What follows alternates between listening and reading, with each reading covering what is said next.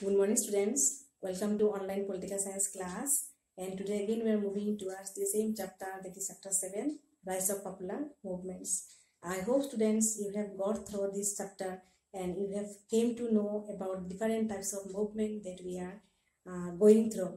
Okay, so we have covered up many movements in this chapter like Chipko movement, anti-erect movement, then Namata Bachao Andolon, then Bharatiya Kisan Union, all these things.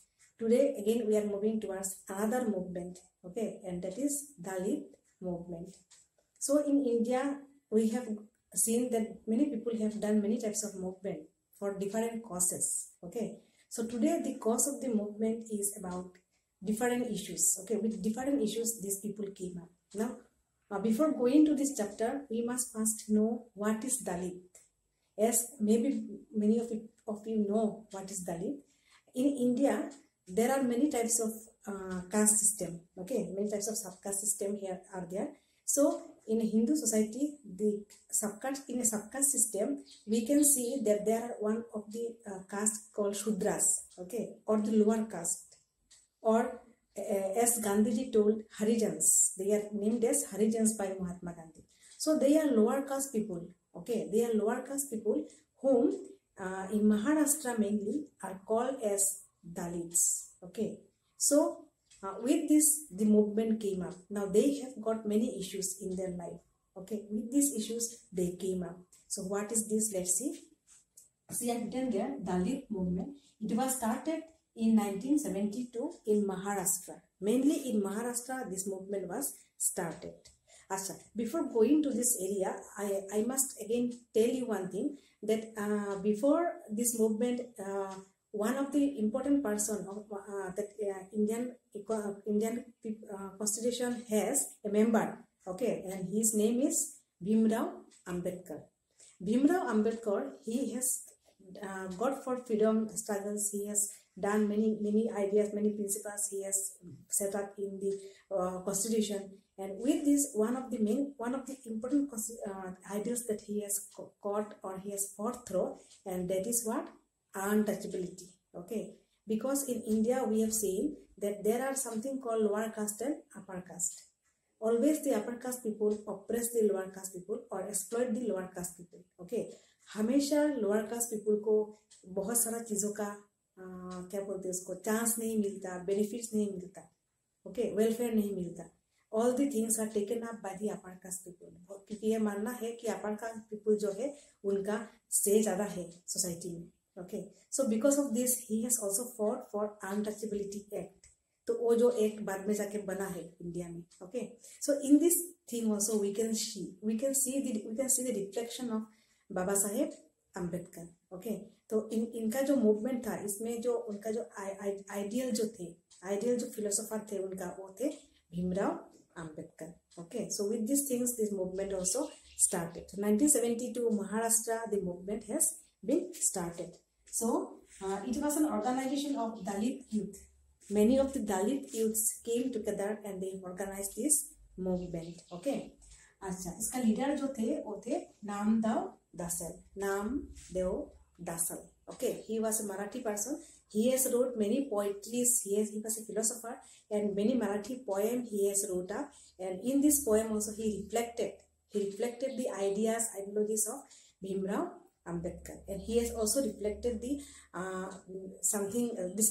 the long struggle that the Dalits is going through, okay, that they can shine in life only if they come out from the darkness, because life has many things to give up, life has light to give us, life has sunshine to give us, and all these things can be possible if the people came out from darkness. And the darkness means if they come out from the oppression and exploitation of the lower caste, जो एक है ना, वो जो एक tag जो उनके पीछे में लगा है, इससे अगर उभर के आएंगे तभी उनके लाइफ सक्सेसफुल होगा. तो ये पोएट्री लेके वो खड़े हुए, एंड ही हैज ऑर्गेनाइज ये लीडरशिप उनके अंदर में ये खड़ा हुआ ये ऑर्गेनाइजेशन, ठीक है.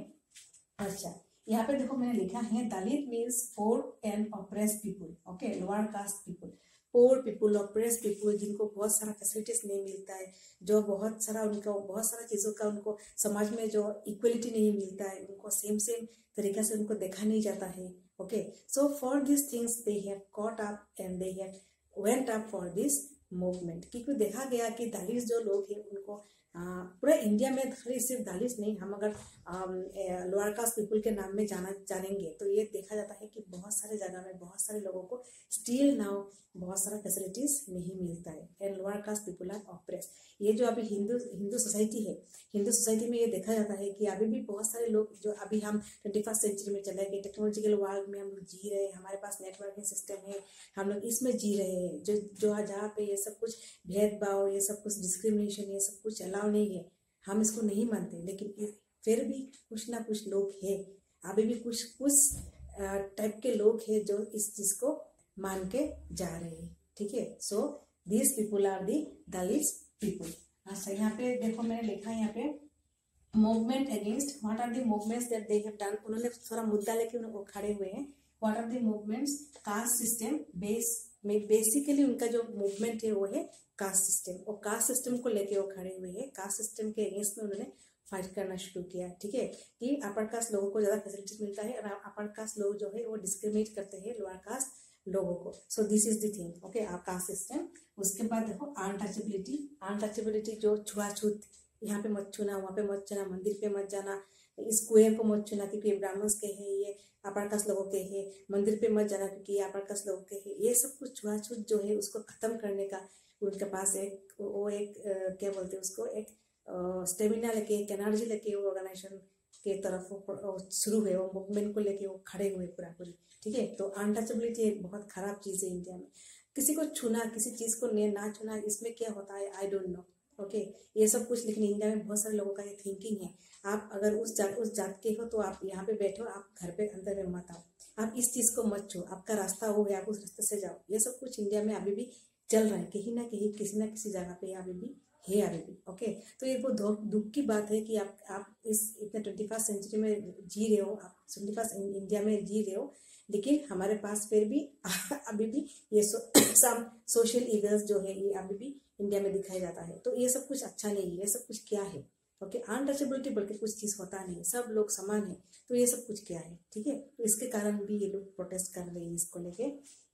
उसके बाद ऑपरेशन एंड एक्सप्लॉयटेशन, उनको ऑपरेस किया जाता है, उनको एक्सप्लॉइट किया जाता है। बोला जाता है कि आप लोअर कास्ट हो तो आप ये काम करो, अपर कास्ट लोग जो बैठ के देखते हैं और लोअर कास्ट लोगों को काम करने के लिए देते हैं।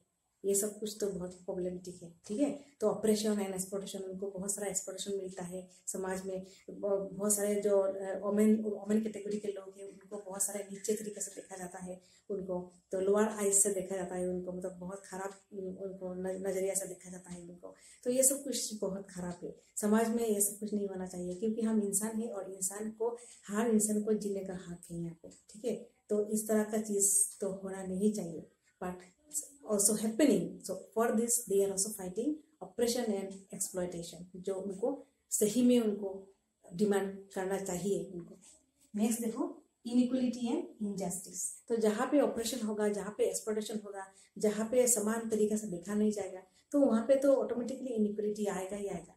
क्योंकि एक समाज में अगर एक लोअर कास्ट लोग जो फैसिलिटी मिलता है, जो और सॉरी एक अपर कास्ट लोग जो फैसिलिटीज मिलता है और लोअर कास्ट लोग जो फैसिलिटीज नहीं मिलता है, उनको बहुत तरीका से उनको टॉर्चर किया जाता है, उनको एक्सप्लॉइट किया जाता है। तो ये सब कुछ कारण के कारण तो इनइक्वलिटी आएगा ही आएगा और इनजस्टिस भी आ जाएगा, उनको बहुत सारे जीने का अधिकार नहीं मिलेगा उनको। ठीक है, तो ये सब सारा मुद्दा लेके वो खड़े हुए हैं and they have also struggled up, protest, rallies, demands, slogans लेके वो लोग खड़े हुए पूरी दलित जो दलित पैंथर्स जो ऑर्गेनाइजेशन, दलित मूवमेंट जो ऑर्गेनाइजेशन है। ठीक है, अच्छा, उन्होंने डिमांड किया है for reservation and social policies. उन्होंने बोला हमारे लिए सोशल पॉलिसीज लाओ so that we can equalize with the other people. तो उन्होंने लैंड रिफॉर्म में, बहुत सारे लोग इंडिया में जो लैंडलेस है, इन कैटेगरी के लोगों में भी बहुत सारे लोग हैं जिनके पास जमीन है नहीं है, लैंडलेस पीपल आर देयर। सो उन्होंने बोला हमें लैंड रिफॉर्म के अंदर में हमें लैंड दो, हमारा सोशल पॉलिसीज के अंदर में हमें बहुत सारा चीज़ों का हमें सही हकदार हमें मिलना चाहिए, हमें हक दो वो सब चीज़ों के लिए, हमें घर दो, हमें जीने का अधिकार दो हमें। Okay, this things. और उन्होंने पॉलिटिक्स लेवल में भी उन्होंने रिजर्वेशन करना स्टार्ट किया। दलित ने बोला कि हमारा एक हक होना चाहिए पॉलिटिकल लेवल में भी। तो ये सब मुद्दा लेके, ये सब चीज़ों लेके जो दलित पैंथर्स खड़ा हुआ और दलित मूवमेंट्स खड़ा हुआ और दिस थिंग्स, जैसे कि यहाँ से जैसे कि कास्ट सिस्टम, अभी बहुत सारे जगह पे देखने को मिलता है कि कास्ट सिस्टम जो है वो थोड़ा सा मिनिमाइज हुआ है। अभी बहुत सारे लोग जो पढ़े लिखे लोग हैं वो कास्ट सिस्टम को बहुत सारे लोग नहीं मान रहे। हमारे जैसे जो यूथ लोग हैं हम तो मानते नहीं है सब कुछ। अपर कास्ट क्या होता है और लोअर कास्ट क्या होता है भाई, ये सब कुछ नहीं होता, ये सब नाम का वास्ते है, लोगों ने बनाया, समाज ने बनाया ये, ठीक है, ये सब कुछ क्या है ये। उसके बाद ये जो अनटचेबिलिटी, तो हमारे इंडिया में अनटचेबिलिटी एक्ट आया है, और अनटचेबिलिटी एक्ट के अंदर में देखा गया है कि ये प्रोहिबिट है। जैसे कि फंडामेंटल राइट्स में आर्टिकल 17 के अंदर में राइट टू इक्वलिटी के अंदर में अनटचेबिलिटी एक्ट जो है वो ऐसा है कि अगर कोई अनटचेबिलिटी लेके कुछ खड़ा होगा तो इसको बैन किया जाएगा, इसको पनिश किया जाएगा लॉ के अंदर में, ठीक है। अभी अनटचेबिलिटी बोल के कुछ चीज है नहीं है। उसके बाद ये सब कुछ जो भी है ये सब कुछ थोड़ा थोड़ा खत्म हो रहा है, और समाज में बहुत सारा डेवलपमेंट भी हो रहा है। दलित का भी थोड़ा थोड़ा क्या बोलते हैं उसको, डेवलपमेंट हुआ है थोड़ा सा। तो उनको गवर्नमेंट ने उनको बहुत सारा रिजर्वेशन और सब कुछ में उनको बहुत सारा चीज़ों में उनको दे दिया गया है। उनका शेड्यूल कास्ट एक जो है दलित का जो एक ओबीसी जो है अदर बैकवर्ड क्लास, ओबीसी का जो रिजर्वेशन कोटा वो सब भी दिया गया है अभी। तो और एक जैसे कि ड्यूरिंग 1980s में जनता गवर्नमेंट केम इनटू पावर, उन्होंने बैठाया था मंडल कमीशन। मंडल कमीशन के अंदर में भी देखा गया कि अदर बैकवर्ड क्लास जो है उनको बहुत सारा फैसिलिटीज मिला है, बहुत सारा उन्होंने भी स्ट्रगल किया था अदर बैकवर्ड क्लास, क्योंकि इंडिया में बहुत सारे लोग हैं जो डिफरेंट कास्ट के हैं, वो स्ट्रगल करते जा रहे हो। तो अदर बैकवर्ड कास्ट में भी ये देखा गया है कि बहुत सारा स्ट्रगल्स आते जा रहा है। ओके, तो government has went up and set up this Mandal commission under Bindeshwari Prasad Mandal, उनके अंडर में ये आया था 1978 में। और देखा गया कि इसके अंदर में जब ये मटेरियलाइज हुआ है 27% रिजर्वेशन मिला है उनको जॉब में या फिर एजुकेशनल कोटा में, सब जगह पे, ठीक है। सो somehow somewhere they were success, but still now struggle is going on, क्योंकि अभी भी इंडिया में अपर कास्ट लोअर कास्ट ये सब कुछ अभी भी है, इंडिया में अभी भी देखने को मिलता है। तो ये बहुत शर्म की बात है कि हम जी रहे हैं तो टेक्नोलॉजिकल वर्ल्ड में हम ये सब इशू लेके क्यों खड़े होते हैं। ये इशू क्या है, हम सब समान क्यों नहीं है, हम सब सेम क्यों नहीं है। हम इंसान है और इंसान की तरह हमें जीना चाहिए, हम सबको सब टाइप का राइट्स मिलना चाहिए। और हमें ये सब मूवमेंट्स का जरूरत ही क्या है, दरकारी क्या है अगर हमारे पास सब कुछ है तो, ठीक है। तो this is all about Dalit movement that started in Maharashtra 1972 under Namdev Dasal, a famous Marathi poet and philosopher. उनके अंडर में ये स्टार्ट हुआ था। Okay, so Dalit movement. हम अगर महाराष्ट्र में एंटर करेंगे ना तो as soon as we enter Maharashtra हमें ये शब्द सुनने को मिलेगा दलित्स। ओके, ये बहुत वहाँ पे मतलब पर्सनल है, ये शब्द देखने को मिलता है ये सब कुछ। तो ये जो अदर वर्ड में बोला जाए तो ये क्या है, these are all poor people and lower caste people, जिनके इश्यू से मुद्दा है, डिमांड से, जो मेटेरियलाइज थोड़ा हुआ है और भी होना बाकी है। Okay, so this is all about Dalit movement. Okay, that's all for now students, thank you.